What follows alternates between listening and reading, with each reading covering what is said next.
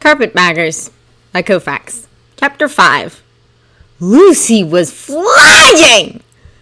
Not really flying, no, but as close as she could imagine. She sailed through the air, carried by the dryads faster than anything, maybe even faster than Aslan had carried her and Susan the day he freed the stone animals from the White Witch.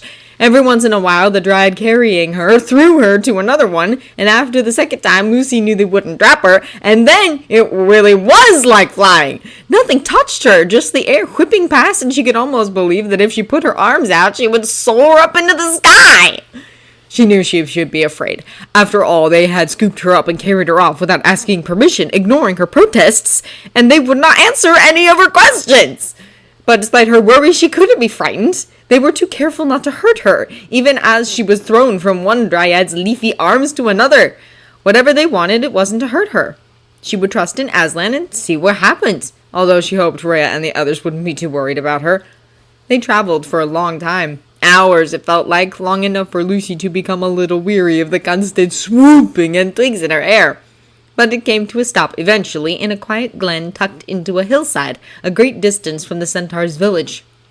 Lucy wondered if Rhea had been able to follow them this far, as the young oak dryad lowered her to the ground. Unfortunately, the dryad had gotten Lucy a bit tangled up, and Lucy landed on her head and crumpled down to the ground in a heap. "Careful!" warned one of the other dryads, a fur youth, Lucy thought, all prickly needles and dark skin. "Don't hurt her!" "I won't!" snapped the oak girl, and then patted Lucy's back with one of her broad hands, leafy dress fluttering around her. It was the only awkward move Lucy had seen any of the dryads make. "You are not hurt, are you, little queen?" "Only a little," said Lucy, rolling over and struggling to her feet.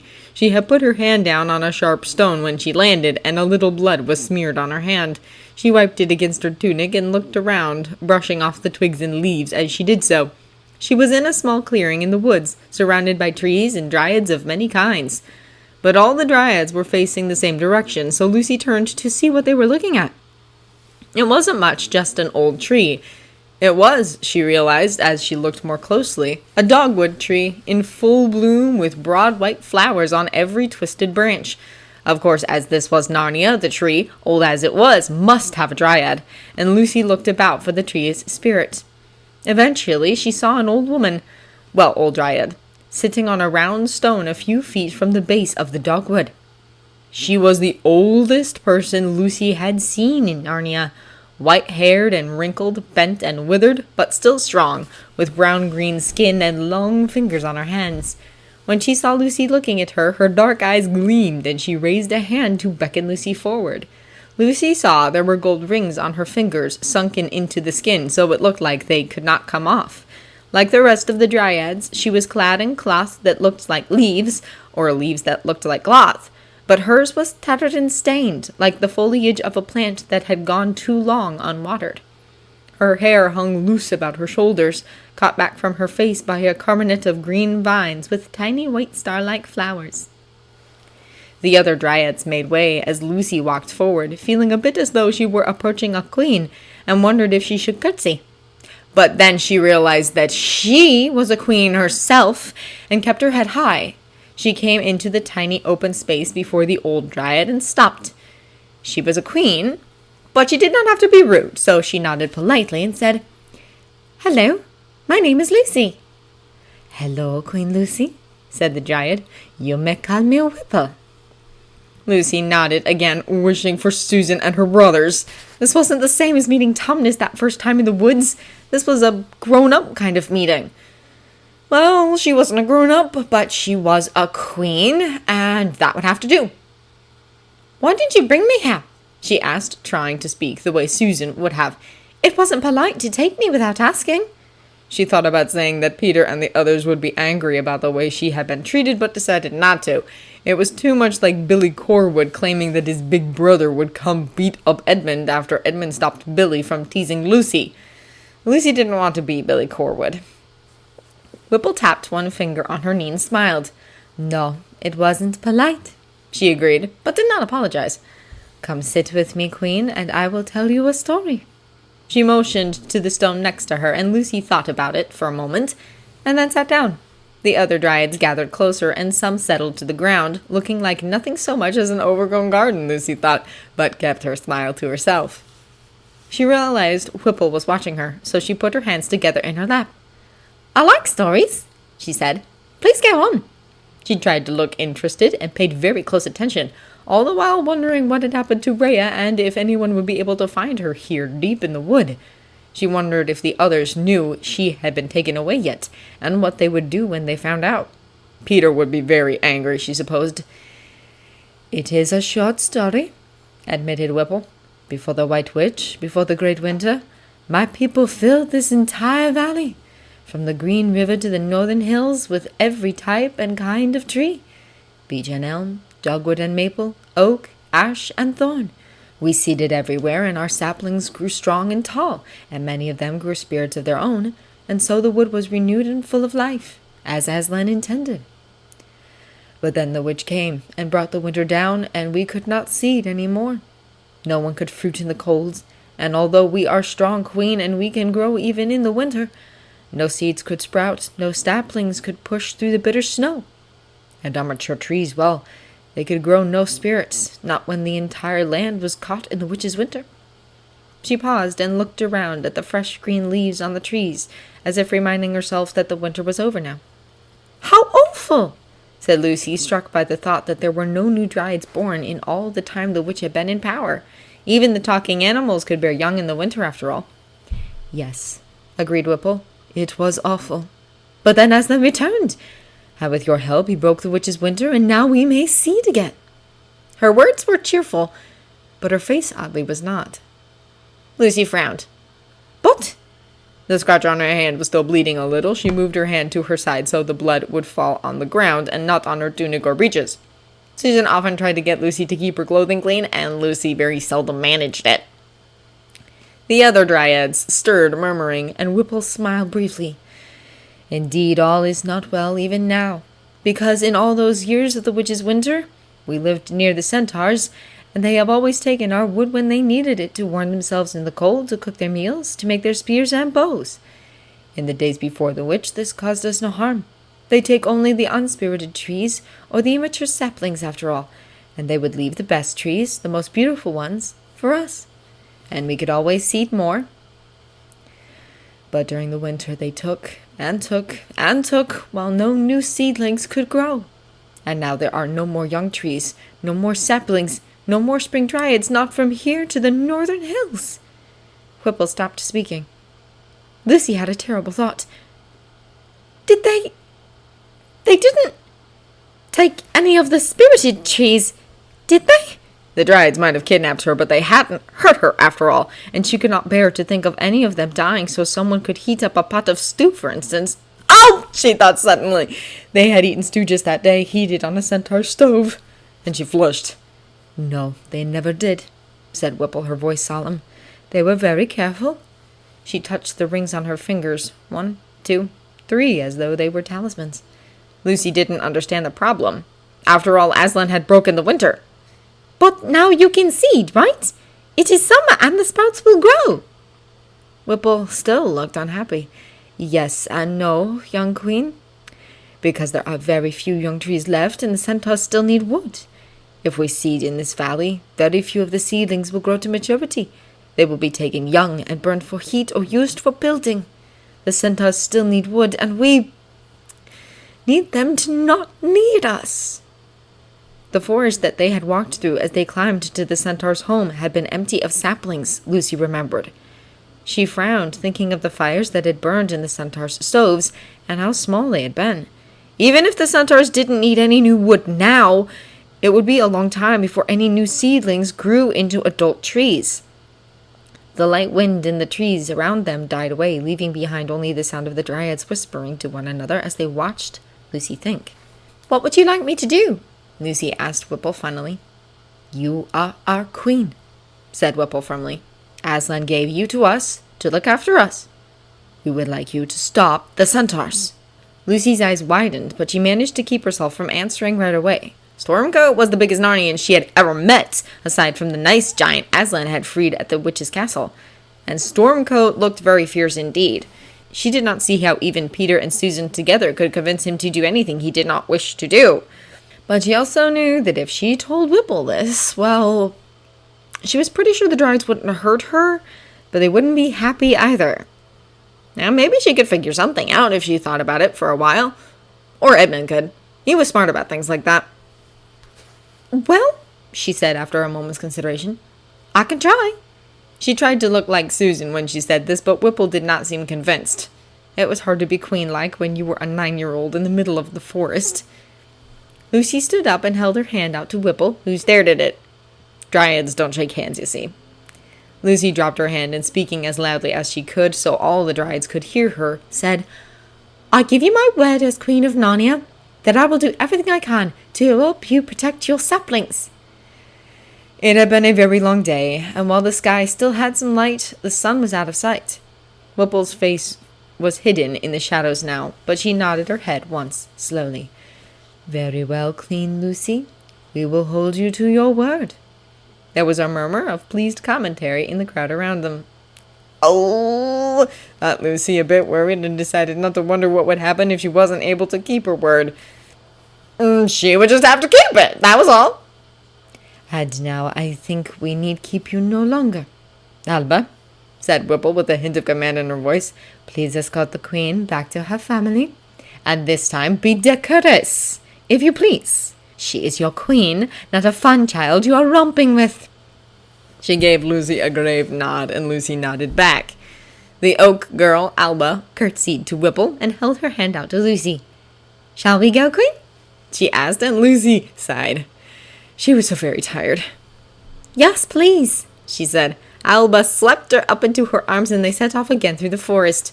This time Alba's pace was much slower and more rhythmic, and there was none of the soaring sensation of the earlier journey.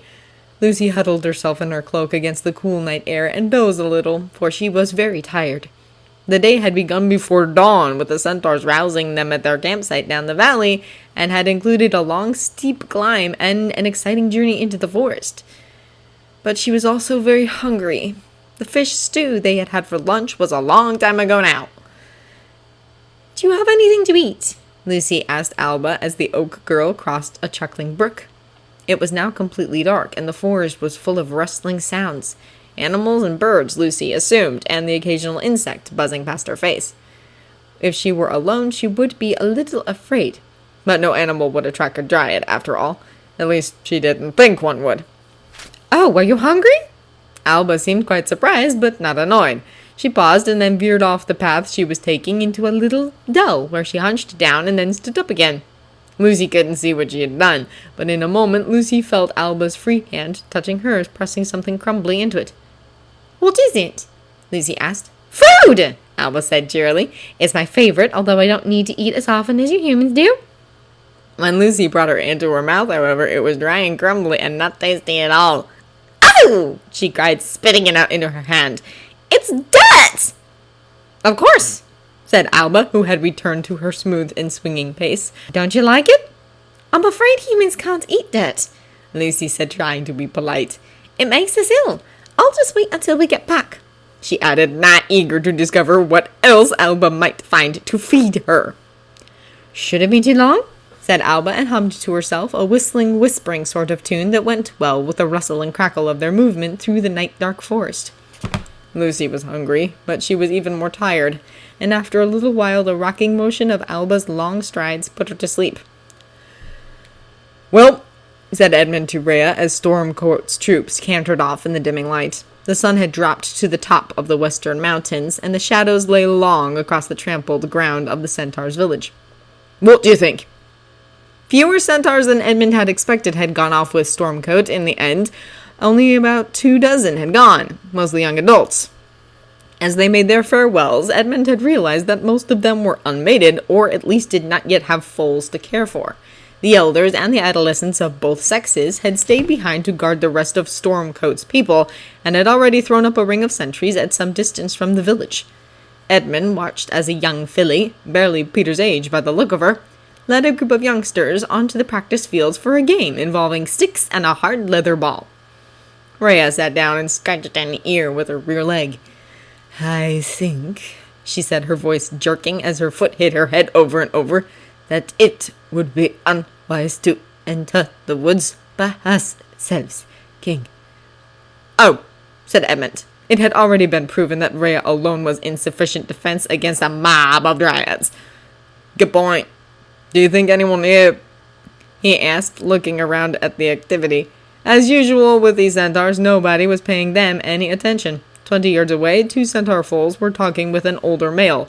He looked older than Silver Sharp, with raised silvery scars on his roan flanks. From the great sword strapped to his back and the leather armor he wore, Edmund decided he was one of the war leaders Stormcoat had left in charge. "Won't hurt to ask," said Rhea, and trotted off to talk to the centaur.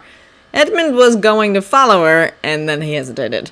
He didn't want to be in the position of asking the centaurs for a bodyguard. Rhea could do it, one Narnian asking another for help, but if a king of Narnia did it, it sounded like he couldn't look after himself. So Edmund went back to where they had left their packs and started organizing himself for another night in the woods. He couldn't bring Lucy's entire pack, but he put aside some extra grain and seaweed cakes from the dwarves and the blanket from her bedroll. If they did find her, she was likely to be cold. A warm nose nudged against his shoulder, and he looked up to see Rhea next to him, and behind her one of the adolescent centaurs, a redhead with a brilliant bay coat who carried a long spear in one freckled hand. "Firefoot here has agreed to join us," said Rhea with a flick of her ear that Edmund couldn't read. Edmund stood up and nodded politely to Firefoot, who was much smaller and shorter than Stormcoat, but still, of course, much taller and heavier than Rhea and Edmund put together. "Hello, I'm Edmund," he said. "I'm glad you're coming with us." A broad grin stretched across Firefoot's face. "So am I! At least I don't have to stay in camp with the foals. Do you think we'll meet any giants? I can protect you."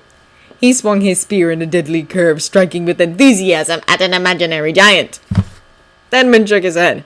"I hope not. We're looking for my sister Lucy, not giants." He was sure Firefoot was older than he was, but he felt suddenly as though he were at school, watching the new fellows tumble around ignorantly. His one battle, after all, had been confusing and frightening, and he had barely survived it. He was not nearly as excited about battles and glory as he used to be. Thinking of battles made him think about Peter and Susan galloping away north into battle, but his job now was to find Lucy and to trust that his older siblings could look after themselves. Besides, they were with Stormcoat, and it was hard to believe even a giant could overcome the centaur leader's fierce strength. He set Peter and Susan aside for now, trusting in Aslan and Stormcoat to protect them. His job was Lucy. It seemed odd to leave the village as the sun sank behind the mountains, but Lucy was out there in the forest, and even if the dryads meant no harm, she would be cold and frightened. Although Lucy had been the most fearless of all of them when they first arrived in Narnia, Edmund, of all of them, should remember that nothing in Narnia truly frightened Lucy. Rhea led the way, and Firefoot took the rear. The forest was too dense for Edmund to ride on his back, and Edmund had the sense that it wasn't something that was done all that often. Peter and Susan had ridden because Stormcoat was moving fast, and the humans couldn't otherwise keep up. Edmund didn't have that excuse. He didn't mind. He had been very sore after riding Philip for those few days, and of course no one would ever dream of saddling a centaur. Rhea led them south down the valley under the light of the bright stars and a sliver of moon. They went over a rise and then down again into an area where the trees were thickly clustered in groves of pine and oak, and slim stands of birch nearly glowed in the darkness. They walked quietly for an hour or more, Edmund occasionally stumbling on a root or fallen branch, as his night vision was not as good as the others. Firefoot sang quietly, or hummed, a song that Edmund couldn't clearly hear, but that had words like sword, and moon, and hoof, and blade in it. If it weren't for the worry for Peter, Susan, and Lucy that lay cramped in his stomach, it would be a beautiful night hike. Well, that and the exhaustion that was weighing him down like a dwarf riding his shoulders.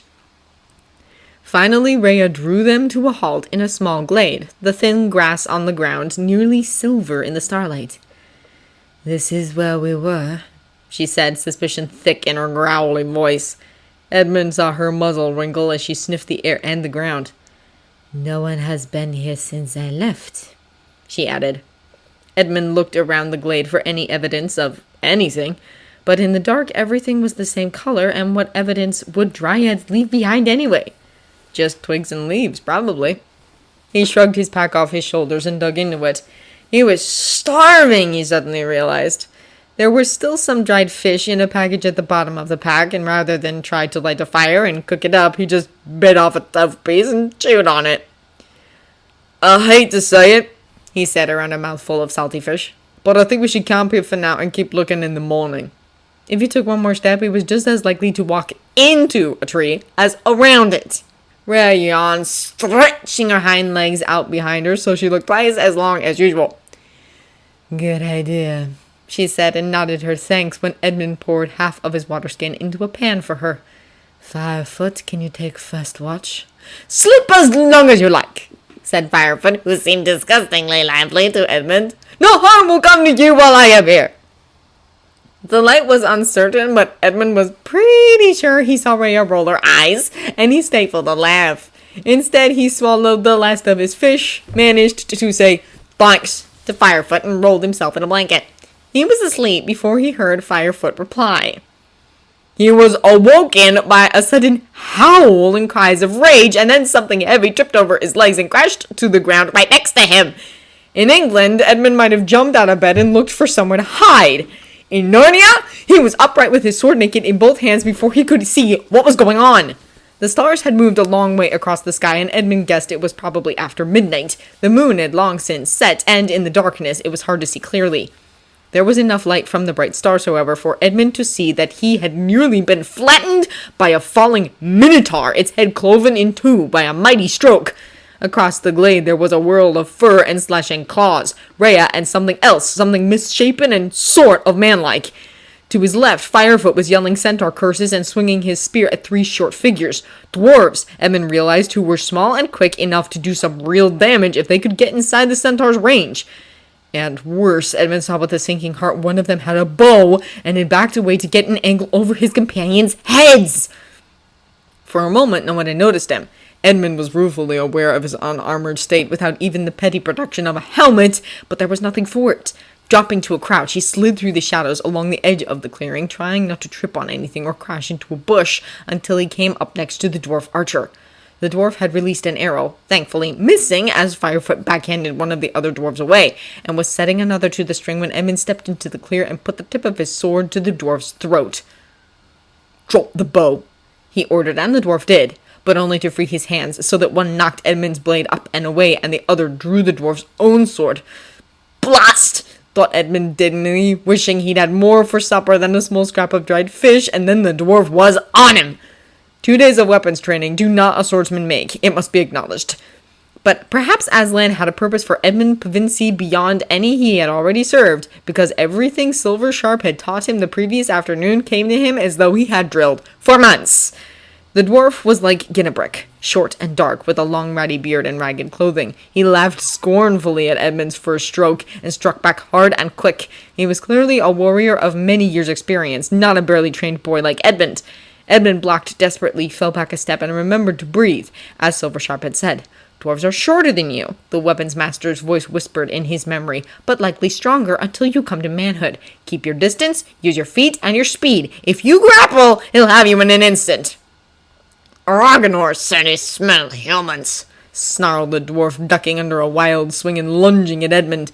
Edmund spun away and dodged behind a tree. "You filthy thing, I'll have your skin for my shield and carry it on a name!" And Edmund realized in disgust that the dwarf was mourning the White Witch, that he hated Edmund personally. Perhaps the dwarf even knew of Edmund's role in the witch's death. It twisted in his stomach, this idea that there had been someone who cared about the witch, who had loved her even. His mouth filled with bile, and he spat to the side before lunging forward again, almost skewering the dwarf, who had jumped aside nimbly. "Humans!" cackled the dwarf as he circled Edmund. "Weak and slow. She'd have had all of you from the mountains to the southern waste, if that hadn't been for the accursed lion. The queen, she knew what to do as she did. She had plans for you vermin." His voice dropped into vicious mutters, and he swung again, Edmund dodging back and nearly trapping himself between two trees at the edge of the glade. They circled again, both stepping lightly, ready to jump to either side. Shouts and howls filled the glade, but Edmund couldn't glance away or take his mind off his opponent. The dwarf, however, looked over Edmund's shoulder, and whatever he saw made him lunge forward in a new attack, forcing Edmund back and back again, with short, fast stabbing attacks that Edmund dodged and parried and failed to dodge in time.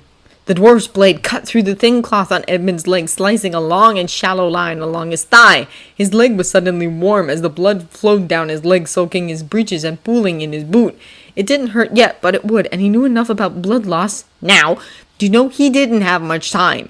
He had to end this.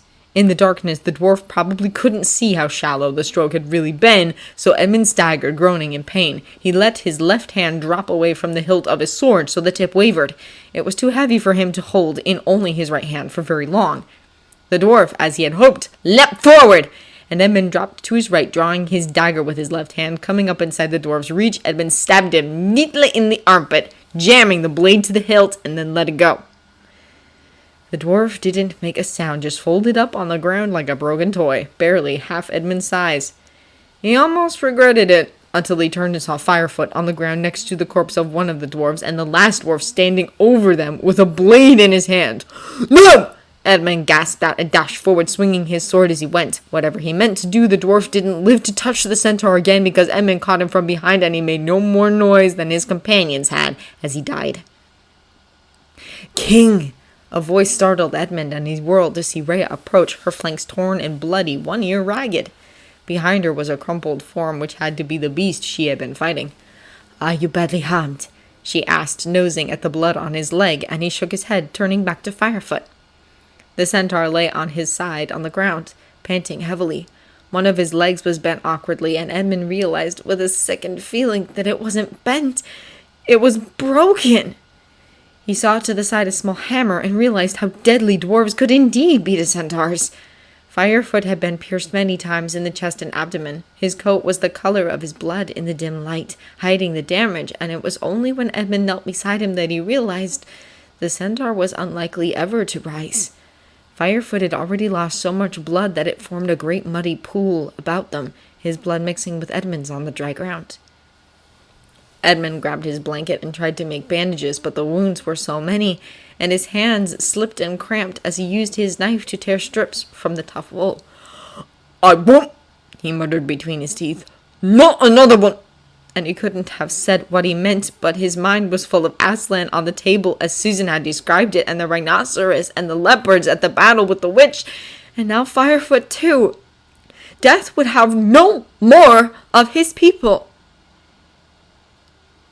"King!" said a soft voice, and Edmund looked up from his blood-soaked hands to see Firefoot's face. "King!" said Firefoot again. "I killed the Minotaur." And he smiled, that brash and joyful smile with which he had met Edmund just hours before. "You did, brave warrior," said Edmund through the tightness that threatened to close his throat. "And 2 of the witch's dwarves as well. You did mighty work, and your people will sing your name around the council fires." He could see it suddenly so clearly, the centaur harpists striking the tune, and the half-grown foals stamping the rhythm as the horde chanted the names of the great warriors of legend. "I am honored," Firefoot said, "to fought by your side, King. And yours," he added with a little gasp, his gaze shifting to Rhea. "As I am honored," said the wolf, and she dropped her head down, bowing to Firefoot the way she had bowed to Peter in the throne room at Carpetbaggers. Firefoot sighed, and his eyes closed. His chest, which had been rising and falling ever more shallowly, stilled completely. "No," said Edmund. "Aslan, no, not like this, not in the dirt!" He slapped his hand on the ground, wanting anything to do, and merely splattered bloody mud all over himself. "No!" He slammed both hands down, mindless in his rage. A shaggy head forced itself under his arm. "Peace, King," said Rhea. "He is in Aslan's country now, and deserves our honor, not this childishness. Peace." And Edmund put his arms around her, buried his head in her bloody ruff, and wept. Sometime later, Edmund never knew how long, but it was before dawn. He sat up. "Someone's coming," he said, and Rhea raised her head, sniffing. I don't smell anything, she said, but she pushed herself to her feet and padded across the glade, limping a little. When she got to the far side, she stopped, hackles rising, and then spun around and came back to Edmund. They're downwind, moving quietly, she said in a low voice. Hide yourself, King. We are neither of us fit for another battle. Edmund was just about to agree when he stopped and raised his head. It was as though he heard a voice he knew, even though he heard nothing. Something inside him said, wait, it is a friend. And so he shook his head at Rhea and instead climbed wearily, painfully to his feet. If he was wrong, well, he was too tired to run, and at least he would meet it with his sword in hand. They waited. Rhea stood beside him, poised to leap, fur on her back and shoulders bristling, as the sky lightened and clouds in the east turned green and rose. At length, when Edmund had begun to think he'd just gone mad from the exhaustion and strain, the trees at the other side of the glade swayed and shifted, and two figures emerged from the wood. One was a tall dryad, an oak girl in green, brown, and gray, all broad leaves and deep green eyes. And the other was Lucy, her face white with worry. Leaves were caught in her hair. Oh, Edmund! She cried and rushed across to throw herself into his arms as though she had been missing for weeks instead of less than a day. Silversharp offered her hand to Susan as the centaurs gathered to ride, and it was only when Susan saw Peter heave himself into place on Windcollar's back that she understood what the weapons master was offering. No one had ridden any of the centaurs in the battle with the witch. She paled even to consider putting anyone astride Aureus, who had come close to Stormcoat in force of presence. But this was different. A lightning-fast raid into enemy territory could not wait on human speed. Thank you, Susan said, and allowed Silversharp to pull her up onto her wide back, broad and flat as a sideboard. And Susan thought as they began to move about as comfortable. To distract herself, she asked questions. Where is the boundary between Narnia and the Giant's territory, Weapons Master? Do we know specifically? Hard to know now, said Silversharp, her breathing as even as Susan's, even though they were moving at a steady canter across the open fields. Ahead of them, the hills rose bright green on the open hillsides and darker green where trees followed the drainage lines and watercourses. Beyond the closer summits, the land climbed into murky distance under a sky studded with clouds. Before the winter, I always heard the border was the ridgeline of these hills. There are more hills beyond, of course, climbing to a high plain, and then past there are mountains and rivers to the top of the world. Susan looked at the hills ahead, which in the fast-falling night were fading to a washed-out gray. Well, where was the border during the winter, then? Silversharp shook her head. The snow ended at the foot of the hills, which is how we were able to keep our flocks alive by grazing them in the hills. So the border was that close. Susan began to ask why the centaurs didn't just leave Narnia if a land free of snow was nearby, but Silversharp anticipated the question. The snow, for all that it made life so hard, also protected us from the giants. They were not dare to trespass on the witch's territory. Also, we are Narnians. Leaving Narnia would be to forswear Aslan. So we stayed. Said Susan and lapsed into silence, thinking about borders and boundaries. Without the winter, Narnia was again a green and rich land, and without the winter Aslan, it lay undefended.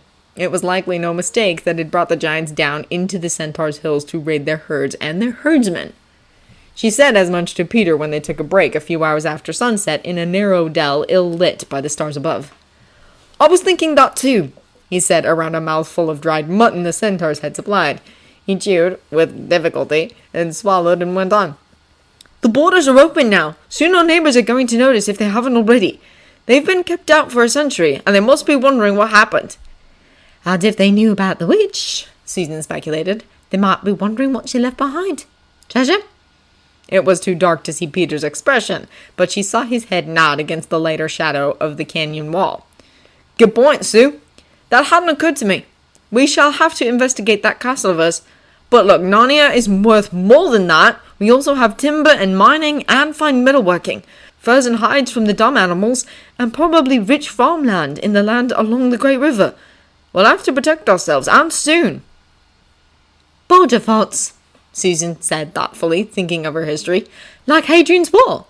She stood up and bent over, trying to work out the stiffness in her body from riding on Silversharp's back for so long. I hope not, said Peter dryly. When we can barely feed ourselves, much less build and arm an army. But a border patrol, yes, maybe. It's what Stormcoat was doing already, I think. What I don't understand, said Susan, following the thought of Hadrian's Wall back to Hadrian himself and then to Rome, is why the witch never expanded beyond the borders of Narnia. I mean, she was more powerful than Aslan. She had a century to build the power. Why did she never go south of the mountains? Or west? Peter blinked, staring as he digested what she'd said. But, he said, finally, clapping Susan on the shoulder, is a very good question. And Susan, not sure she wanted to know the answer, could only grimace and reply. Shortly after that, they were on the move again, following the giant's trail further into the hills, with one of Windcaller's team leading the way. Centaur eyesight had to be much better than human, because in the darkness, Susan could see almost no evidence of giant footprints. Around midnight, Stormcoat drew them to a halt in the hollow of the hills, closed in on all sides by trees with long, prickly needles. The air about them was close, stuffy with the damp of the trees and the pungent smell of centaur, which is rather like that of horses, truth be told. The giants are camped on the other side of the rise, Stormcoat said, his voice low. As we had hoped, they are overconfident and moving less quickly than they might. Are the captives safe? Asked Susan, and Silversharp cast her an approving look. I saw Strongwind, said one of Windcaller's team, a young mare with a coat and skin even darker than Stormcoat's. In the night, she would be nearly invisible, Susan realized. She was hobbled and bound, but looked uninjured. I could not see Startail. What is your plan, Lord Stormcoat? Asked Peter, and Susan was grateful he was treading so carefully with the centaur leader. Aslan had named Peter High King, but insisting on that here, where Stormcoat's own people were at risk, would have been a dangerous move. Once they go over the saddle, they will be on the high plain, and from there it is an easy day's journey in open ground to Garthor. Stormcoat tapped his spear butt on the ground as if pointing to a spot on a map. We must stop them before they reach the plain. In that country we cannot defeat them. How many are there? Susan thought to ask, because she was surrounded by over 24 centaur warriors armed with spears and bows, clubs and shields. It seemed impossible there was any creature they could not defeat. The dark mare said, At least 8, maybe more. The fire was dying and it was hard to count. That many, said Peter, staring down at the dirt. In the dim starlight, Susan couldn't see his face, just the line of his jaw. Is that our sentry? Oh no, thought Susan. Peter had an idea, and she was afraid she knew what it was. The dark mare tossed her head, and her bound hair slapped against the leather of her cuirass. Only one, and he seemed half asleep. They are fools to think they are safe in our own hills. Susan decided not to point out that they were no longer in Narnia, not since they'd crossed the first ridge a few hours ago. The point remained that the giants were mostly unguarded. Come the dawn, when they set out again, we strike, said Stormcoat. They will be in a line easier targets, and we shall have less fear of hurting the captives in the attack. Wouldn't it be better, Peter said cautiously, if we got the captives out first? Then we wouldn't have to worry about them and could concentrate on the giants. Stormcoat bent his head and gave Peter a long look. It was clear that he knew exactly what Peter was proposing. Susan knew too, and her stomach clenched. It would, Stormcoat conceded, but I would not require anyone to take this risk. In Aslan's name, said Peter, and went to one knee before Stormcoat. I offer. As do I, added Susan, and knelt beside him, ignoring Peter's look of surprise. There was no chance that she would allow Peter to sneak into the giant's camp without her. Lucy was lost in the woods, and they left Edmund behind. At least here she would stay with Peter. They would succeed or fail together. The giants had camped in a large clearing in a steep-walled valley surrounded by pines and bushes with withered little berries on them. Windcaller and the dark mare, whose name was Shadowrunner, led Peter and Susan along a narrow game trail to the edge of the cover. Beyond this last scrim of trees was the clearing and the sleeping giants. Stormcoat had armed Susan with a long stone knife, its edge as sharp as Reendon's, and both she and Peter had smeared mud over their arms and faces to hide themselves in the darkness. Susan had dithered over her bow, but in the end had decided to bring it just in case. She was far better with a bow than a knife, in any event. Peter had Reendon, of course, on his back, and a dagger at his belt as well. Remember, said Shadowrunner, her voice almost inaudible. "The sentry is on the north side away from the creek. Stay east and south and move slowly. You have time. Dawn will only come after Ravana has dropped beneath the western wall of the valley." She pointed upwards, and through the branches Susan saw a bright star with a greenish tinge. "We will stay here," added Windcaller, "and if you need us, we will help." But the rest of the troop could not come into the valley for fear of alerting the giants to their presence. There was no way for 24 centaurs to move quietly, and 2 humans and 2 centaurs were no match for 8 giants. If Peter and Susan called for help, it would only mean that Windcaller and Shadowrunner would die with them. Susan and Peter both understood this. Their eyes had met when Stormcoat first told them the plan, and Peter had nodded solemnly, squeezing Susan's hand. There was no moon, and while the Narnian stars were bright, they did not make up for the lack of any other illumination. It was quite dark. She and Peter would have to move slowly, Susan thought, or they would trip over the giants right away and be captured, or worse, on the spot. With a final nod of farewell to Windcaller and Shadowrunner, Peter dropped to his knees and began worming his way through the brush. Susan followed, grateful she'd thought to strap her bow to her back, and that she was wearing breeches instead of skirts. They had left their cloaks behind, and the night air was chill, but the difficulty of working their way through dense undergrowth without making a sound was enough to keep Susan warm. In fact, within a few minutes, she felt sweat streaming down her face, and she hoped it would not wash away the mud. Long pine needles wormed their way inside her tunic, and dried leaves crumbled under her weight, each soft sound echoing in her ears as loud as the whisper of wind in the trees and the occasional mutter of a sleepy bird. She wished she had thought to ask how good giant hearing was. At length, although it could have been barely 5 minutes, they reached the very edge of the clearing. Peter stopped crawling, raising his head cautiously to look around. Susan followed suit. The clearing the giants had chosen for their campsite was roughly triangular, the northern tip ending in a narrow canyon that wound up into the hills and eventually to the pass onto the high plain. Susan and Peter were close to the southern end, in a copse of trees that came closest to the giants' actual campsite. On the far side of the clearing, from what Shadowrunner had said, there was a narrow creek running north to south, entering the valley from a steep and narrow wash on the western side.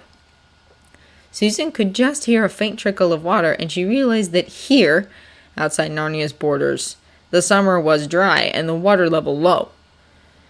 Peter touched her arm and pointed to their right. Barely discernible in the darkness, about 40 yards away, was a tall figure that she had mistaken for a standing stone. But as Peter pointed, it moved, the lump on the head swiveling, and Susan realized to her shock it was the giant sentry standing with his back to the camp, watching the surrounding forest. He had to be at least 10 feet tall, she calculated, and even broader than giant Rumblebuffin. As her eyes adjusted, she saw he was leaning on a stick or pole of some sort, probably a spear. And there were how many of them? 8? 12? Exhaustion swept over Susan suddenly. They had awoken before dawn, walked many miles, trained with the centaurs, and now here they were in the forest after midnight, hoping to infiltrate the giants' camp. Without more than 5 minutes' rest at any point, and only a few mouthfuls of dried mutton since noon. If only there were a way out of this. But there wasn't. And it had to be easier than swimming through that tunnel, she told herself. Peter put his mouth to her ear. "Come around from the south, I think. Or split up?" Split up? Not even for a roast beef dinner and a week's sleep. Susan was not letting Peter out of her sight. She shook her head and, without waiting for Peter to agree, started moving to the left, keeping her body flat to the ground and moving in small, silent increments. 30 yards became a universe in miniature. 10 breaths to that clump of grass there, still and silent and listening for 10 breaths. Check the sentry. Had it moved. Now onward to the thistle that caught at Susan's clothing and dragged along the exposed skin of her arm. Ever so carefully, as the stars wheeled slowly overhead, they crept closer and closer to the camp itself, until they were a mere arm's length away from the body of one of the sleeping giants. The giant lay on his back, covered only with a rough cloak, and snored through a weary beard Susan could see jutting up against the starlit horizon. She was just about to edge past him, heading for the center of the camp, where they expected the captives to be bound, when she heard movement and the tramp of heavy feet. Susan froze, and something went thump. It sounded loud enough to wake all the giants. Peter's hand closed on her shoulder, and Susan twisted her head to look, keeping her shoulders low. The sentry had left his post and was standing only 10 yards or so away, poking with the end of his spear at one of the sleeping giants. When the sleeping giant muttered something and sat up, Susan realized it was the change of the watch. Was that good or not? Would the new sentry be sleepy or attentive? Oh, Aslan, she thought, make you be lazy. This new sentry pushed himself up, and up, and up, and Susan realized to her horror that he was even taller than the old sentry, and the old sentry rolled himself into the new sentry's bedroll. The new sentry stretched, mumbling something that Susan couldn't decipher, but that she felt in her ribs like a heavy lorry passing by. Then he stamped his feet and walked across the campsite, going right back to the spot where the old sentry had been. Which was, she thought, blessedly fortunate. If he had picked another spot from which to keep watch, the two Pavinces might well have been spotted, or even stepped on. A dreadful thought occurred to her. If they think centaur meat is tender enough for feasting, what would they do with 2 human children? Which was so very much not the sort of thought she needed to be thinking right then. She took a breath and then another one and squirmed on. She passed the sleeping giant's feet. They smelled so terrible she nearly coughed, which would have doomed them all. Wriggled between 2 giant women who slept with swords at their sides, and finally found herself at the edge of the now dead cooking fire. Lifting her head a tiny amount, she twisted to see where Ravana was, and was astonished to see the star Windcaller had pointed out was only a handspan above the ridgeline. They were running out of time. There was a tug at her sleeve. Peter nodded to the right, and Susan peered around him. They had found the captives. The adult centaur, Strongwind, was bound most conservatively, with rough cords pinning her hands behind her back and more loops hobbling her feet together. She was gagged as well, and lay on her side in the dirt, sleeping or unconscious to all appearances. The foal, Startail, was similarly confined, but his eyes were open, and he was staring at Susan and Peter. Peter eased himself up onto his elbows and dared a look at the sentry, and then put his head close to Susan. Might be sleep. Hasn't moved in an hour. Which was useful, but not to be relied upon. Susan bit her lip. It had occurred to her that the fastest way to safety was into the woods at the east side of the clearing, but that would take them right past the sentry. And the centaurs, even freed from their bonds, could hardly slither out the way the Pavinces had come into camp. Any escape would have to be upright. She drew her knife and worked her way slowly over to the prisoners. Stormcoat sent us, she whispered in the foal's ear, and he nodded once. The bonds on Startail's wrists parted slowly, and he barely moved once they were loose. Susan nodded reassuringly and shifted her position so she could work on his feet. Peter pushed up close to her, and she paused in her slow sawing when she felt his hand on her shoulder. You freed them. I'll distract the sentry. She couldn't think of anything to say. It was their only chance, after all. Peter backed into the shadow of one of the snoring giants, one hand nearly coming down on the edge of the sleeper's spear, but at the last moment he saw the danger and moved his hand. And then he was gone. Susan blinked away water in her eyes and returned to her task. Aslan, protect him, she thought fiercely. At length Startail was free. Be still, Susan whispered to him, until I give the word, and then we go quietly and fast that way. She pointed a finger southeast. The foal nodded in acknowledgement, although his face was full of desperate hope. Good boy, she said, and eased past him to get to his mother. Strongwind had been hit on the head, and there was blood on her face.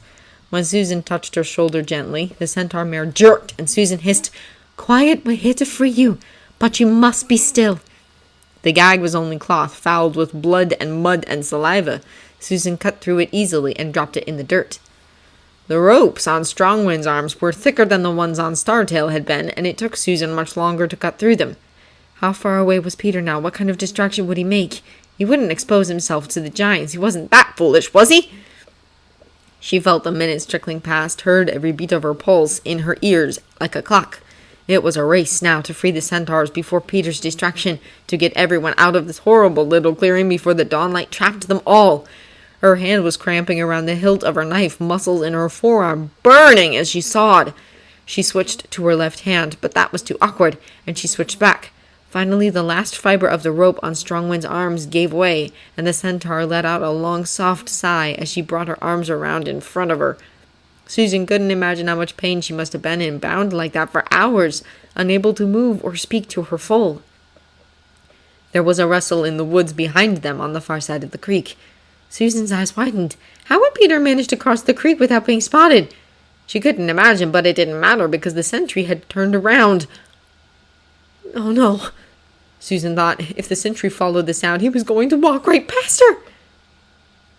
But he didn't, because the rustling sound moved north along the creek, and now there was a soft tick, as of a piece of metal knocking against a rock. Not too loud, just a little suspicious. Nothing to wake the whole camp for. The sentry strode across the clearing, passing by the campsite entirely, and stopping at the edge of the water. He was facing away from the prisoners now. "Go!" whispered Susan to Startail, and the foal scrambled to his feet. He hesitated, looking at his mother, and Susan waved him on desperately. He turned and went, stepping delicately with his narrow hooves among the sleeping giants. The sentry grunted something, and Susan heard a splash. He must have waded into the creek. Frantic now, she slashed at the cord around Strongwind's legs, and either the giants had been running out of cord, or the knife had magically become sharp again, because they fell away as though they were cobwebs. "No!" Susan said. Strong winds surged upwards, knocking Susan aside, and it was too much to hope for that the sentry wouldn't notice this. But Susan couldn't look at him. It was all confusion as she jumped to her feet and felt Strongwind's hand grab hers. She was slung over the mare's back like a rug, dusty hair prickling her skin, hands scrambling for something to cling to as Strongwind leapt forward. In 2 bounds, they were out of the campsite as Strongwind slowed, then just enough for Susan to swing herself around into a proper seat. Behind them, there was a roar of outrage, and a spear whistled past. Strongwind didn't stop then, but plunged directly into the trees. There were more shouts behind them now, echoing off the steep valley walls. Strongwind crashed through the brush and trees, Susan clinging like a leech on her back. "Startail!" shouted Strongwind, her voice rusty and cracking, and they heard the full answer from deeper in the wood. That was enough to drive them onwards, and so they fled through the forested darkness, following the slope downhill towards Narnia and safety. Peter crouched under the bush at the edge of the creek, uncertain. How much time had passed? Was Susan ready? They should have arranged signals. Peter was going to have to assume she was. They were running out of time. He squinted into the darkness, bit his lip in hesitation, and shook the branch once, and then again. It made a rustling noise loud in the midnight silence. There. The sentry had turned around. Peter scrambled north along the creek side, making little effort to stay silent for this. It was actually harder than he expected to draw attention. This side of the little valley had less undergrowth, and the ground climbed steeply away from the river. The sentry seemed to be following him upstream, away from Susan and the centaurs. Peter slipped around an enormous boulder, and Reendong clanked against it before he could prevent it. He threw a glance across the creek, and yes, there was the giant right there on the edge of the water. What should he do now? Susan was still surrounded by giants. Even if the centaurs were free, it was going to be horribly dangerous for them to get away. Nothing for it. He was crouched in the brush at the edge of the water, and the creek bed was lined with small water-worn stones, perfect for throwing. He picked up a handful of stones. Scooting carefully back from the creek, he found a stance in the shadow of a great pine, took up the first stone, and shied it across at the sentry. Just as the stone left his hand, however, there was movement in the background and a flash of pale skin that just had to be Susan. They were off! Abandoning secrecy then, Peter threw another stone and another, hurling them into the giant's campsite as fast and hard as he could. "Look this way!" he muttered. "Over here!" In the poor light, he couldn't tell exactly what was happening, but certainly the giants were rousing. There was shouting and activity, huge dark figures moving around, and the faint clinking of mail or edged weapons. Peter was running out of stones when one of the giants kicked the fire back to life, and flames spread from one spot to multiple locations as torches were lit. One torch went off to the southeast, following the centaurs, and another came in Peter's direction. Time to run. Except there was hardly anywhere to run! Barely a dozen paces west, the slope steepened sharply, and even in the darkness, Peter could tell that there was very little cover up the hillside that direction as the trees spread out. North took him up a narrow canyon with nowhere to hide, and east took him right back into the giants. But south was going to be difficult, as the noise of giants hunting for both the centaurs and Peter began to fill the valley. Over here! Someone shouted from the creek side in a deep voice that reverberated in Peter's ribcage. Blast! Thought Peter and realized he was out of options. South it was. He got pretty far too, racing through the trees and managing to miss almost all of them despite the darkness. But he heard the giants following. One giant or many, he couldn't tell from the sound of howling from giant lungs and branches breaking under giant feet. But at some point, the area between the creek and the valley wall narrowed even further, and it was climb the cliff. It was a cliff here, no question. Climb a tree and hope the giants didn't see him? Unlikely, as the trees here were mostly scrub pines. Or cross the creek and run for the woods on the other side of the clearing. He was 3 steps into the knee-deep water when he put a boot down and it touched nothing, and neither did the other. There was a strange pressure around his chest and shoulders, and Peter realized he was rising up into the air. The world spun. Blood and bone, rumbled a voice above and behind him. I didn't know dwarves came this big. The giant must have grabbed his sword harness and lifted him by it. Peter kicked, but his feet touched nothing, and the way he was suspended, he realized he couldn't draw rein on. Which didn't mean he was unarmed. Not a dwarf! He gasped and drew the dagger at his belt, a long blade he had barely used so far. He raised the dagger over his head and stabbed down blindly behind his neck, striking at the giant's hand. He felt the knife hit something, and there was a shout, and then he went flying through the air. For a bare second, the wind felt pleasantly cool on his sweaty face and neck. He hit hard about a dozen yards away, halfway up the creek, with his upper body on the shore. The giant swore foully behind him, stamping and splashing. It was going to be on him in a moment. He had to run, had to go, now!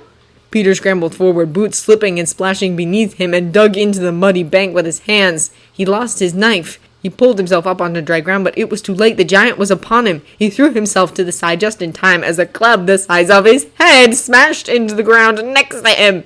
He rolled and then came up on one knee. The giant stomped towards him, a huge figure dark against the slowly lightening sky. Peter looked around, but there was little nearby, hardly any trees, no stones, just a broken branch within reach, and that would have to do! Peter swept it up and swung it with all his strength. The branch connected with the giant's knee with a satisfying thunk. Peter ducked fast and dodged back as the giant staggered, grunting in pain.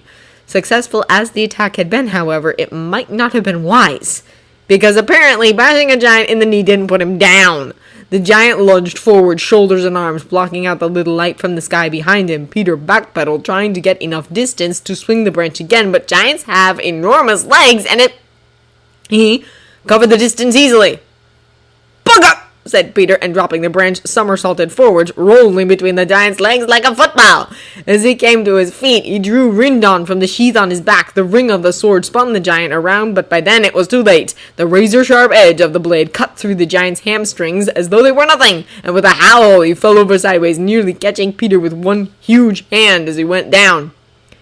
Peter looked at him, wondering what he was supposed to do now, and then realized he was being stupid. There were shouts behind him, and he had no time to worry about an enemy that was no longer any threat. Time to run! Once he was out of the little valley and down the slope, he lost them almost immediately by staying in the densest brush and moving as quietly as he could. Giants were just bad at sneaking, for obvious reasons. As he picked his way downhill through the wood, it occurred to him that he had a good chance here of getting terribly lost. It wouldn't take much for him to miss Stormcoat's party and spend the next few days wandering these border hills by himself.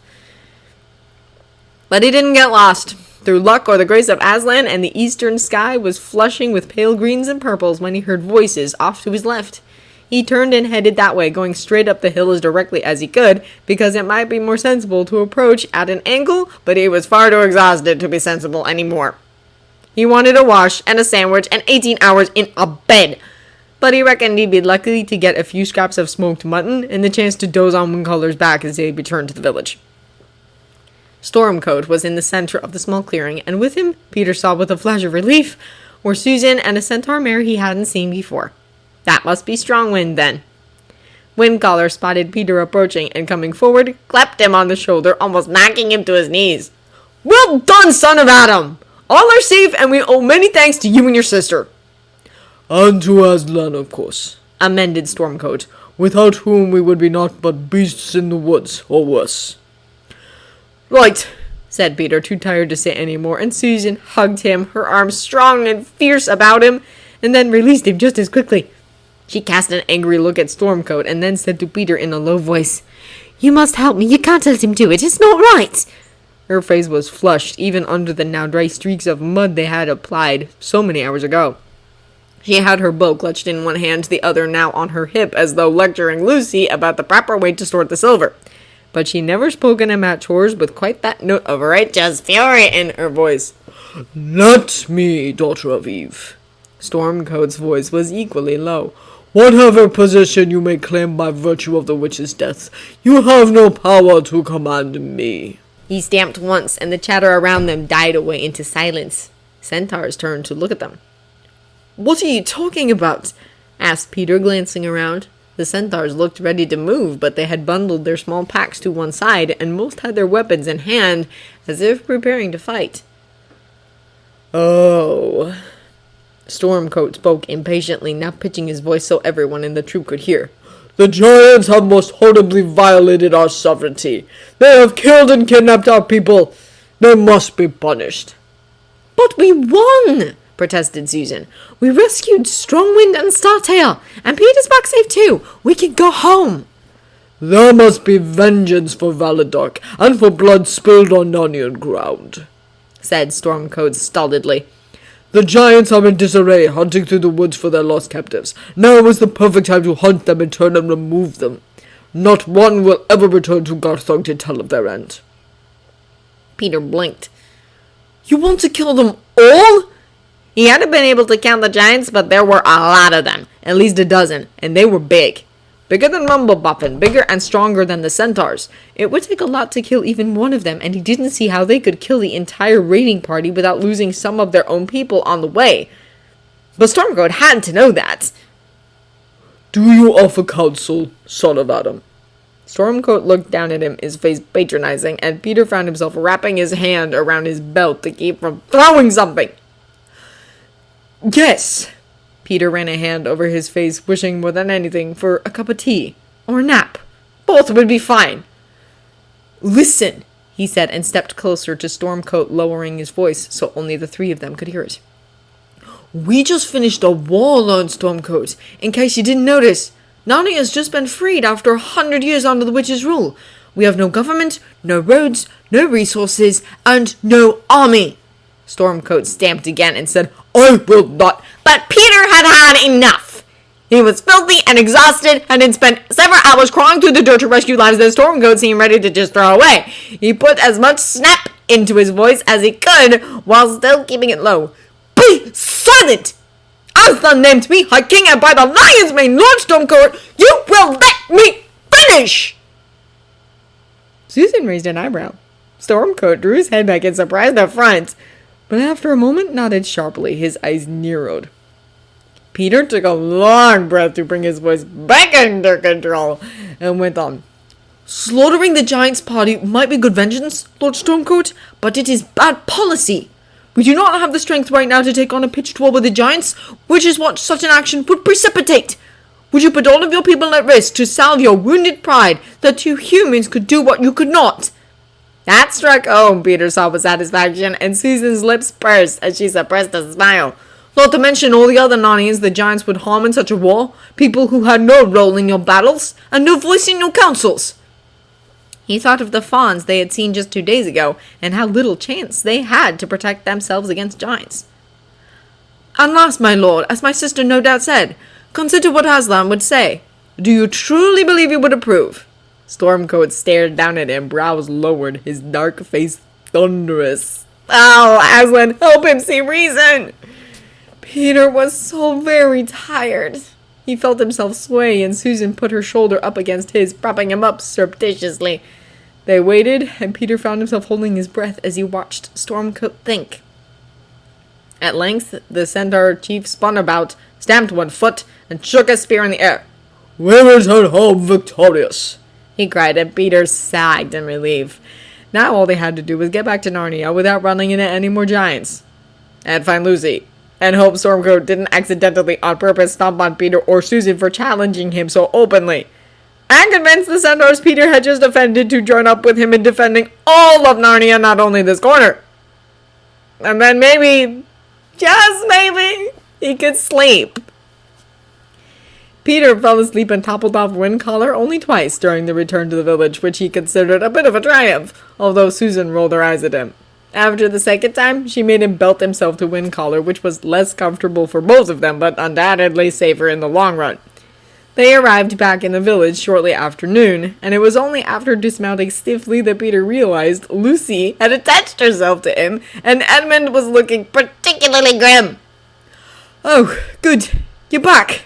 Peter said, and weaving slightly, found his way over to their packs of bedrolls. He didn't later remember lying down or unrolling his blankets or anything, and there was a good chance Edmund had done it for him. He awoke to music and rubbed at his eyes blearily before sitting up. The sky above the western hills was stained pink and purple, and the stars were beginning to show in the east. Susan was asleep, her face buried in Lucy's bundled-up cloak. Peter thought about waking her, but decided she wouldn't thank him for it. His stomach growled, and it took some thought to determine that the last thing he had eaten was a handful of dried mutton last night. He was starving! He was also filthy! He found a clean shirt in his pack, the only clean shirt he had, and walked downstream from the fountain until he found a likely spot. The water was cold, and washing woke him up, but didn't do much for the soreness from the ride and the crawling and being thrown across the creek by a giant, and falling off Windcaller's back. Twice. Bloody! Edmund's voice startled him, and Peter dropped his shirt. What happened to you? Edmund asked, pointing at the bruises which were beginning to darken his side and chest. Ambushed by a giant, said Peter, pulling his shirt over his head. When he got it on, he shook his head and grinned when the water splattered Edmund's face. But then he frowned. Ed wasn't smiling. His face looked tight with tension. What happened to you? Peter asked in return. But Ed didn't answer right away. Instead, he demanded, You're sure you're all right? He'd been doing so much better the last few days. He'd been cheerful and creative, and this worry was new. It was Peter and Susan's job to be overprotective, as it was Ed and Lucy's job to be impulsive and demanding. I'm fine, said Peter shortly, picking up his jerkin. What's been going on here? Ed, you're all right, aren't you? Edmund started leading them back to the village. It was nearly dark now, and it was shocking to realize that only 24 hours ago they had set out with Stormcoat after the giants. It seemed so long ago now, as though the chase in the giants' camp and the escape had taken days, or even weeks. I'm fine now, said Edmund, shrugging. Peter couldn't see his face. Tell you the rest after Sue wakes up. That was all Peter could get out of him, while they found their way to the bonfire in the practice grounds, where the centaurs were dancing and feasting and celebrating their victory over the giants. Which it was, Peter guessed, even though they hadn't actually killed any of the giants, as far as he could tell. Although he wasn't sure about the one he'd hamstrung. He grimaced at the memory. The way the giant had fallen to the ground made his bowl of stew suddenly unappealing. He made himself keep eating, though. He'd noticed, looking at Edmund, that they'd all lost weight, and they couldn't afford to get sick or weak. Not here. So he ate the bland stew and tried not to think about the giant's blood on his blade. It would have killed him anyway if he'd let it. Lucy found them there at the edge of the firelight and snuggled under Peter's arm without saying anything. Oh, thank God, is that food? Let me have it! Peter's bowl disappeared from his lap, and Susan dived into it, eating as ravenously as he'd ever seen her. He stared as the stew disappeared and caught a grin, however fleeting, on Edmund's face. Hungry, were you? Peter asked with a smile, and laughed when she gave him a glare from under her loose hair. Like him, she had washed before coming to the bonfire and was wearing skirts again, but her hair was loose around her shoulders. You couldn't tell that 18 hours ago she had crawled through the dirt in the woods to free 2 captives from the middle of an enemy camp. Right, we're all here, said Edmund, and stood up. We need to talk. He led them away from the bonfire and back into the village. They ended up near the fountain again, sitting on the stone ledge or on their bedrolls. Susan still had her bowl of stew. Well, Peter's bowl of stew, but he wasn't going to fight her for it. And she took another couple of bites before putting it down on the stove pavement. You first, she said, pointing at Lucy. Then Ed, then us. How was Rhea? Here, Queen, said the rough voice of the wolf from the shadows next to the fountain. I backtracked your trail to make sure the giants didn't follow you. Aunt? Peter asked. Rhea edged forward into the uncertain light from the torches set around the center of the village. No sign of them, my king. She sat down, her ears perked attentively. Good. Now, Lucy, tell us, why did the dryads run off with you? It was a long tale, and Peter had some trouble following it. Lucy wasn't all that good at storytelling yet. She kept going sideways or backwards to explain or describe something, and Peter got confused by the forays into dryad biology. Edmund's story was easier to follow, but harder to hear, despite Lucy's well-timed arrival with her cordial. At the end, Peter leaned over and put his hand on Edmund's shoulder. He wasn't sure what he could say, even now when he and Ed were mostly getting along, so he didn't say anything. Susan, of course, hugged Edmund, who turned his head away so they wouldn't see his face.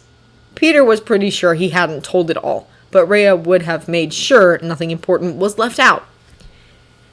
Peter and Susan's story should have been told faster, but they kept interrupting and correcting each other, and of course they had two separate tales for part of the night. When they stumbled to a halt with their return to the village, Peter felt nearly as tired as he had at dawn that morning. They sat in silence for a few moments until Lucy finally burst out. Well, what do we do now? Peter shook his head. He'd hoped to use the escape from the giants as a way to bind Stormcoat and his people to the rest of Narnia, but he feared Firefoot's death would throw a wrench into the works. And he hadn't the least idea what to do about the dryads. Susan was right, said Edmund quietly. We should have left. But Susan shook her head. No, I was wrong. If we'd gone, Strongwind and Startail would be dead, eaten, and the witch's creatures might have attacked the village. We saved lives, and that means we were right to stay. Well said, young queen. The voice came out of the darkness on the other side of the fountain, and Peter leapt to his feet, his hand going to his sword hilt.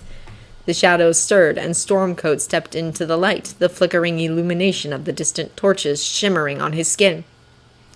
He looked different, less stern, the lines of his face softer than Peter had seen them since they'd met him. Rhea barely twitched an ear, and Peter realized she'd known Stormcoat was there all along. Why hadn't she said anything? Edmund put a hand on his sword hilt and stepped forward to kneel before Stormcoat. Lord Stormcoat, I took Firefoot into danger and lost him. He saved my life at the cost of his own. This is a debt I can never repay. As I owe your brother and sister for the lives of my granddaughter and her mother, replied Stormcoat. He looked gravely down at Edmund and then away towards the west, where clouds were beginning to veil the brilliant sun. I think perhaps these are debts we should not attempt to repay. He went on, his voice reflective. These are the ties that Aslan uses to bind us to one another. We may call on one another and must answer those calls to honor those debts. Oh, said Edmund, scrambling to his feet far more awkwardly than he had knelt. He looked at Peter at a loss. Thank you, Lord Stormcoat, Peter said, and couldn't think what to say next. Aslan's voice is not always easy to hear, young king, said Stormcoat, and something in his voice made Peter wonder what he'd heard. But I have unstopped my ears. He has led us to a new road, and it would be shameful to turn aside merely because it is new. We will hear what you have to say about this new Narnia you are building.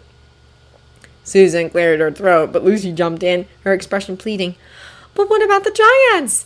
We need to do something for them too. She looked up at Stormcoat, who was nearly 3 times her height, her face shining in the torchlight.